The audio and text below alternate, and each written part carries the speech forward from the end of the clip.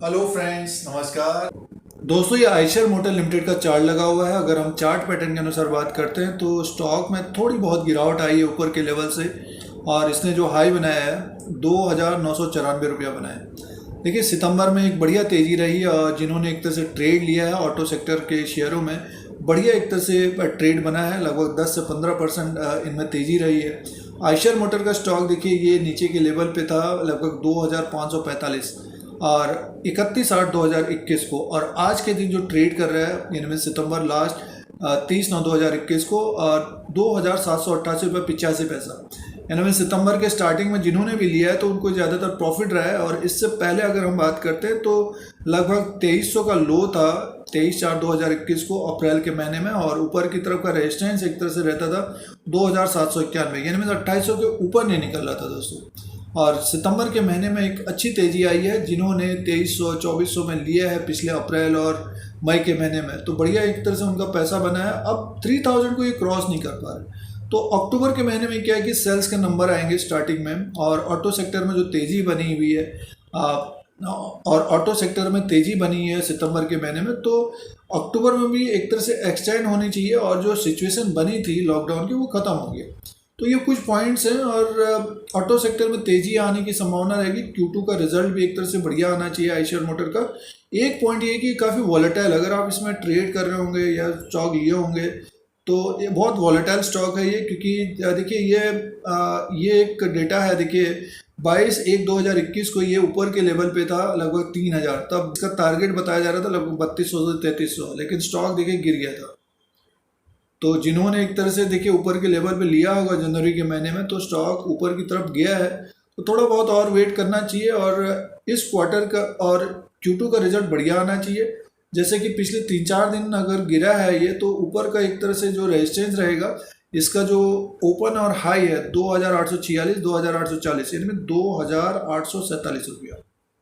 इसके ऊपर अगर निकलेगा तो स्टॉक हमें लगभग 2,873 से 2,890 तक जाता हुआ दिखेगा, और फिर ये अपने हाई के आसपास रह जाता हुआ, यानी 2900 के आसपास अगर क्लोजिंग आ जाती है तो इसमें और तेजी आने की संभावना रहेगी। ये 3000 को क्रॉस करता हुआ दिखेगा। अगर 3000 को क्रॉस करता है तो मान के चलिए जनवरी का जो हाई था यहाँ तक जाएगा।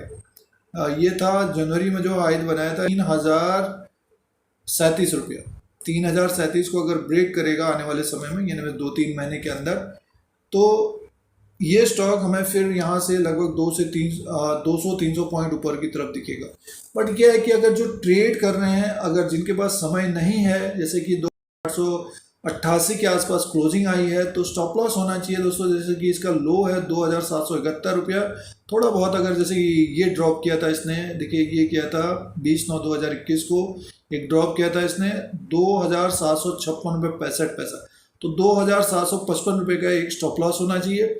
और अगर ये प्रॉफिट वाला और ट्रेड भी जो वो ले रहे हैं, अगर इसके नीचे अगर क्लोजिंग देता है तो इसमें फिर गिरावट बढ़ सकती है। लगभग ये 2700 और 2,651 तक आता हुआ दिख सकता है। फिर ओवरसोल्ड हो जाएगा तो एक तरह से स्टॉक ऊपर की तरफ जाएगा। बट ये है कि 2,755 के नीचे थोड़ा बहुत अगर पैनिक भी होता है, जैसे कि 2700 के आसपास, तो स्टॉक हमें ऊपर की तरफ जाता हुआ दिख सकता है। अब देखना पड़ेगा सेल्स के नंबर कैसे आते हैं।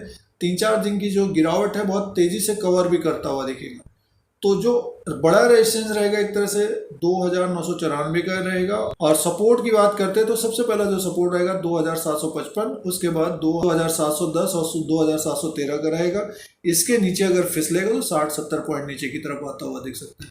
तो सितंबर में एक बड़ी तेजी आई है, अक्टूबर में भी एक तेजी आने की संभावना रहेगी। दोस्तों, ये ट्रेड के हिसाब से रेजिस्टेंस और सपोर्ट की बात है, और जिन्होंने एक तरह से अपने पोर्टफोलियो में रखा है स्टॉक को, तो होल्ड करना चाहिए। इंडिकेटर को देखते हैं रिलेटिव स्ट्रेंथ इंडेक्स के अनुसार, तो डाउन ट्रेंड में 2,755 को अगर ब्रेक करता है तो 2700 के आसपास तक आता हुआ दिख सकता है, और फिर से एक तरह से बाउंस बैक करेगा। तो ये जो एक तरह से प्रॉफिट बुकिंग की है लोगों ने यहाँ पे 3,000 क्रॉस नहीं किया करके, तो जिन्होंने यहाँ पे खरीदा है तो अपना अगर स्टॉप लॉस लगाना चाहते हैं तो लगभग 2,755 और 2700 का स्टॉप लॉस होना चाहिए। नहीं तो होल्ड करना चाहिए स्टॉक को। और जो सितंबर में तेज़ी रही है, अक्टूबर में भी तेज़ी होनी चाहिए। तो ये चार्ट पैटर्न के अनुसार है। और ऑटो सेक्टर के जो शेयर्स हैं उनमें बड़ी तेज़ी नहीं आई है।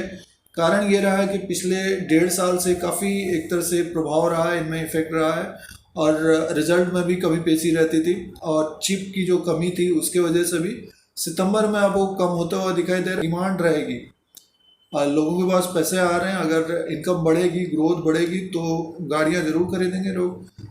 आइशर मोटर में एक तेजी है, अक्टूबर के महीने में भी एक तेजी की संभावना रह सकती है। और यूट्यूब चैनल को देखने के लिए सब्सक्राइब और बेल आइकन को प्रेस करें, लाइक करें, शेयर करें, फिर कोई नया वीडियो लेके आएंगे। आज के लिए इतना ही, धन्यवाद।